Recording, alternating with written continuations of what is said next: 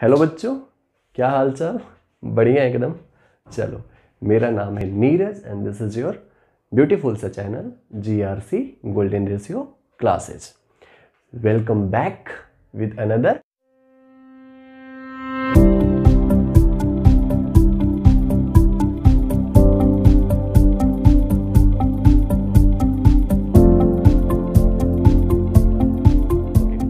तो काफ़ी टाइम से कोई वीडियो नहीं आ रही थी क्योंकि कुछ प्रॉब्लम्स थी, है ना, कुछ इश्यूज ऐसे हो रहे थे। लेकिन अब हम डेली हर एक चैप्टर की वीडियोस बहुत as soon as possible deliver करने की कोशिश करेंगे। और साथ ही साथ, है ना, जो हमने आपसे वादा कर रखा है कि हर एक चैप्टर के साथ उसकी DQP आएगी। DQP, दबंग क्वेश्चंस प्रैक्टिस। ऑलराइट, तो बहुत ही दबंग वाले क्वेश्चंस होंगे, अच्छे क्वेश्चंस होंगे जो आप लगाओगे तो आपको सच में एक फील आएगा कि हाँ, हमने कुछ सीखा है, कुछ पढ़ा है। साथ साथ करते चलेंगे, साथ साथ पढ़ते चलेंगे। ओके, चलिए। तो हमने चैप्टर सेकेंड टर्म का क्लास 10th कंप्लीट किया है। अब हमारे इस चैनल पे 9th 10th सबकी वीडियोज कंटिन्यू अब आना शुरू हो जाएंगे आज से। ओके, चलिए। तो हमने इलेक्ट्रिसिटी को कंप्लीट कर लिया है बहुत ही अच्छे तरीके से, और हमने बेसिक से एडवांस तक हमें गए हैं उस चैप्टर में। उसके बाद हमने सेकेंड चैप्टर कार्बन कंपाउंड को कंप्लीट किया है, ठीक है। और थर्ड चैप्टर हम आ गए हैं बायो का लेकर के, जिसका नाम है हेरिडिटी एंड इवोल्यूशन। ऑलराइट, चलिए। तो अब इस चैप्टर को स्टार्ट करते हैं, हेरिडिटी एंड इवोल्यूशन। इस चैप्टर को पढ़ने से पहले एक चीज बहुत समझना जरूरी है। इस चैप्टर को पढ़ना क्यों जरूरी है, हम इस चैप्टर को क्यों पढ़ें, है ना। क्योंकि हर एक कोई भी चीज होता है उसके पीछे कोई ना कोई रीजन होता है, कोई ना कोई मकसद होता है। तो आप जितने भी चैप्टर्स को पढ़ रहे हो ना, उसके पीछे कोई ना कोई रीजन है। और बायोलॉजी जो है ये तो हमारे लाइफ से जुड़ा हुआ है, रिलेटेड है, ठीक है। हमने रिप्रोडक्शन चैप्टर हम जानते हैं, बेसिकली हम पढ़ेंगे, आप इस चैनल पर भी पढ़ोगे, ठीक है। इसके पहले भी हमने लाइफ प्रोसेस फर्स्ट टर्म में कंप्लीट किया है, ठीक है। उसके अंदर हमने बहुत सारे लाइफ के प्रोसेस को पढ़ा है, इंजेशन से लेकर के इजेशन तक, ठीक है, जिसके अंदर हमने डाइजेशन, रेस्पिरेशन, ऑलराइट, तो बहुत सारी चीज़ों को हमने कंप्लीट किया है। तो हमें पता चल गया है कि उन सब का हमारे रियल लाइफ में क्या रोल है, ठीक है। तो इस चैप्टर का हमारे रियल लाइफ में रोल क्या है, पहले तो हम उसके ऊपर बात करते हैं। क्या है कि हमने पेरेंट्स को देखा, ठीक है। अगर हमारे पेरेंट्स टॉल हैं, या हम अगर छोटे हो गए, या हमारे पेरेंट्स छोटे मतलब शॉर्ट हाइटेड हैं, हम अगर टॉल हो गए, ठीक है, तो ये कैरेक्टर आता कैसे है? क्लियर है? पेरेंट्स के हेयर अगर ब्लैक हैं और मॉम के हेयर अगर ग्रे हैं, हमारे हेयर ब्लैक हो गए, तो भाई पेरेंट्स का कैरेक्टर हमारे अंदर आया। अगर ग्रे हो गए तो मदर का कैरेक्टर आया, ठीक है। आई बॉल का कलर ब्लैक या ब्राउन हो जाना, ठीक है। हेयर का कलर कर्ली हेयर होना, शॉर्ट हाइट होना, टॉल होना, तो ये सारी चीजें ना, इस सारी चीजों के बारे में हमें बायोलॉजी में जो चैप्टर के अंदर में पढ़ना है उसका नाम है हेरिडिटी, ठीक है। हेरिडिटी वास्तव में है क्या? हेरिडिटी है transfer of character from parents to their offspring. एक ऐसा प्रोसेस, हेरिडिटी एक ऐसा प्रोसेस है जिसके अंदर हम ट्रांसमिशन पढ़ते हैं, है ना, ट्रांसफरिंग ऑफ कैरेक्टर्स पेरेंट से ऑफ स्प्रिंग, मतलब संतान, पेरेंट्स यानी कि माता पिता, ठीक है। अच्छा, हमारे अंदर जो कैरेक्टर आया वो हमारे मॉम एंड डैड, इन दोनों में से किसी का आया होगा। अगर हम डैड की बात करें तो डैड के अंदर जो कैरेक्टर है वो दादा और दादी यानी उनके मम्मी और पापा से आया है। वहीं अगर हम मॉम की कैरेक्टर के बारे में बात करें तो मॉम का कैरेक्टर किससे आया? नाना और नानी से आया, ठीक है। और फिर मॉम और डैड से जो कैरेक्टर आया वो हमारे अंदर आया। ऑलराइट, तो ये जनरेशन टू जनरेशन क्या हो रहा है?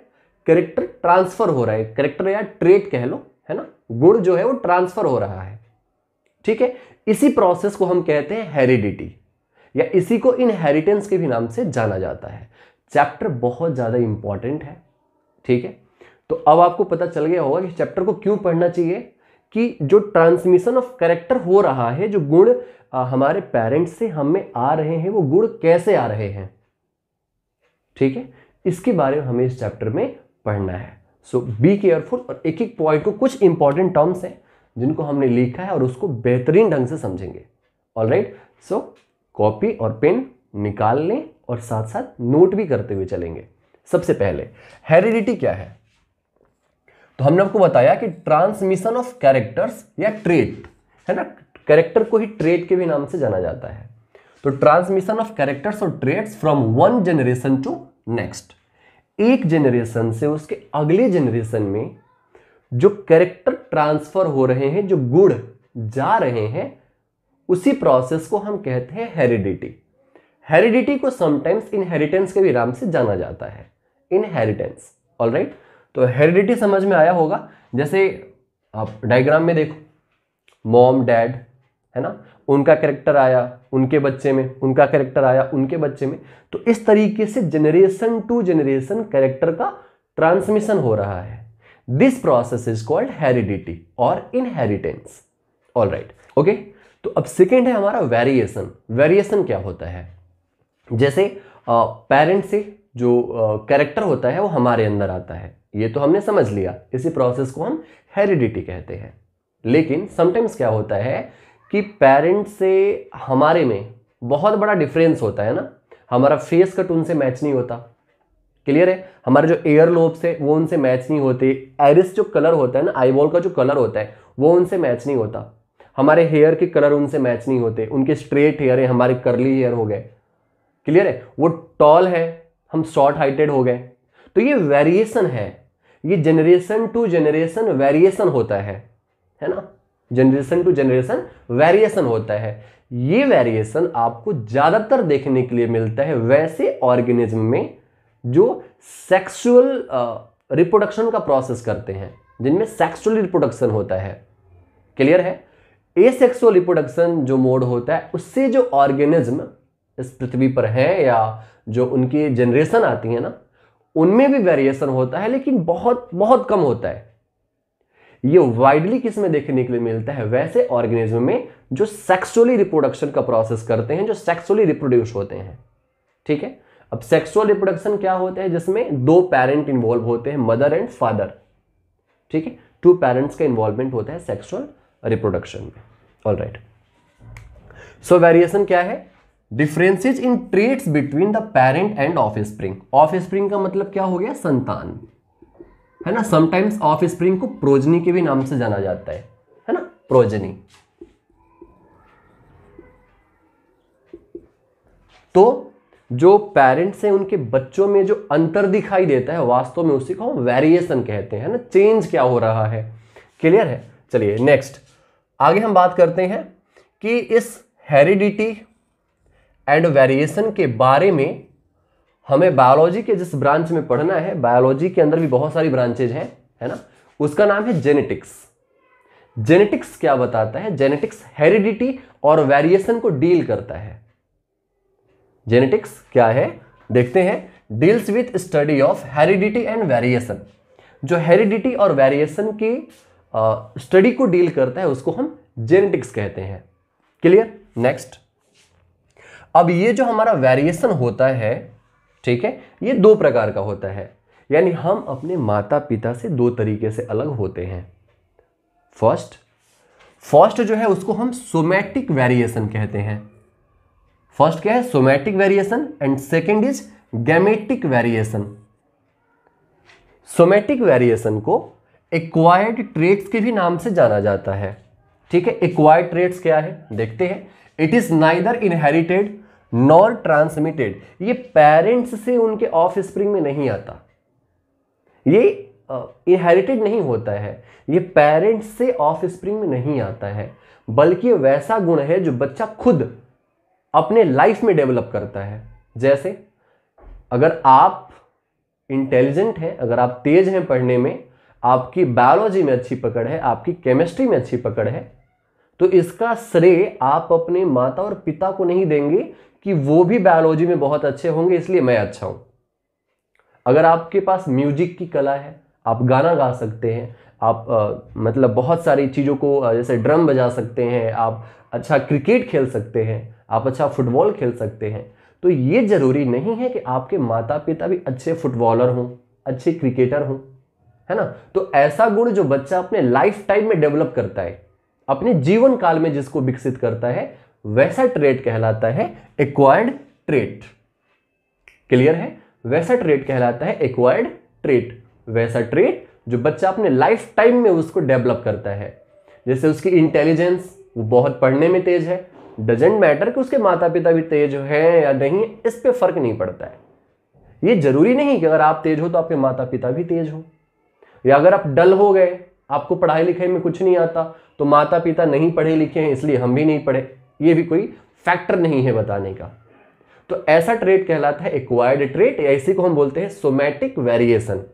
क्लियर? सेकंड एग्जांपल देख लो आप, है ना, intelligence, cutting of tails in dogs, ठीक है, ये सब सोमैटिक वेरिएशन है।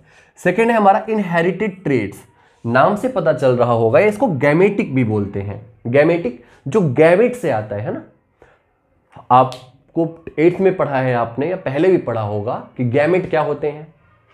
सेक्स गैमेट होते हैं ना, जब फर्टिलाइजेशन का प्रोसेस होता है, basically what is fertilization, when male gamete fuses with female gamete. Clear है? जब मेल गैमेट फीमेल गैमेट से फ्यूज होता है तब एक जाइगोट बनता है। This process is called fertilization. Doing well, alright. तो उसमें क्या होता है कि जब ये इनहेरिटेड होता है, इनहेरिटेड ट्रेट क्या होता है? इनहेरिटेड मतलब ये पेरेंट से ऑफ स्प्रिंग में आता है। जैसे बालों का कर्ली होना, आई का कलर पेरेंट्स की तरह होना, टॉल होना, शॉर्ट होना, ये सब इनहेरिटेड ट्रेट्स हैं जो पेरेंट से ऑफ स्प्रिंग में आता है, और इसको हम क्या बोलते हैं? Gametic variation. डेफिनेशन देखते हैं, it is inherited as well as transmitted. ये इनहेरिटेड होता है, ट्रांसमिटेड, जो भी कह रहा हूं ठीक है, पेरेंट्स से उनके बच्चों में आता है, ठीक है। It takes place in the gametes, ये गैमेट्स में टेक्स प्लेस होता है।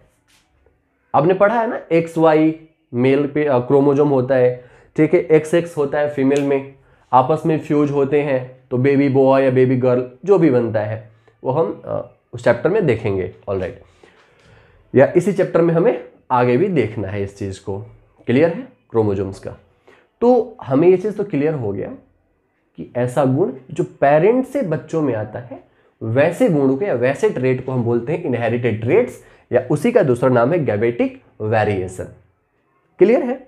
एग्जाम्पल पे देख लेते हैं, जैसे ह्यूमन का हाइट, है ना, स्किन कलर, स्किन टोन उसका, जैसे अगर फादर एंड मदर, है ना, थोड़ा सा उनका स्किन टोन अगर मतलब गोरे हैं तो बच्चा भी गोरा है, वो थोड़े सांवले हैं तो बच्चा भी सांवला है। ये कहाँ से आता है? डेफिनेटली पेरेंट्स से आता है। इसको आप सोमैटिक वेरिएशन नहीं बोलोगे, ये गैमेटिक वेरिएशन है, इनहेरिटेड ट्रेट्स है। क्लियर? नेक्स्ट। अच्छा, अब इसके बाद एक समस्या ये आ गई कि भाई पेरेंट्स में फादर का कलर थोड़ा सा फेयर है और जो मदर है उनका कलर थोड़ा डार्क है, ठीक है। तो अब कौन सा कैरेक्टर बच्चों में आएगा? क्लियर है ना? कौन सा कैरेक्टर बच्चों में आएगा? समझ में आ रहा है कि अगर पेरेंट्स, हमारे पिता हैं, उनका कलर वो थोड़े गोरे हैं, माता का कलर थोड़ा सा सांवला है, तो कौन सा कलर बच्चे में आएगा, कौन सा कैरेक्टर आएगा बच्चे में? ठीक है, इसके ऊपर बहुत बड़ा कंफ्यूजन था। तो एक बहुत ही फेमस साइंटिस्ट कह लो, या जो भी इनको रिस्पेक्टेड पर्सन है वो, जिनका नाम है मेंडल, ठीक है, वो आए और उन्होंने इस गुत्थी को सुलझा दिया। क्लियर है?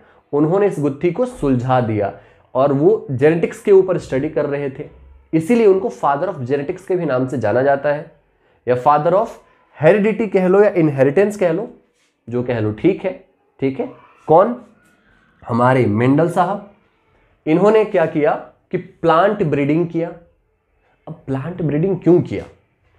क्या है कि अगर ये सपोज करो कि अगर ये ह्यूमंस के ऊपर स्टडी करते, इंसान के ऊपर, है ना, तो इंसान, अगर मान लो कि इन्होंने 2 इंसान को ले लिया, है ना, उनका एक जनरेशन आया, उस जनरेशन के ऊपर इन्होंने देखा कि हाँ इनका कौन सा कैरेक्टर इसमें आया है, फिर उस जनरेशन को देखा जो सेकंड जनरेशन है, ठीक है, कि उसका कौन सा कैरेक्टर उसके नेक्स्ट जनरेशन में आया।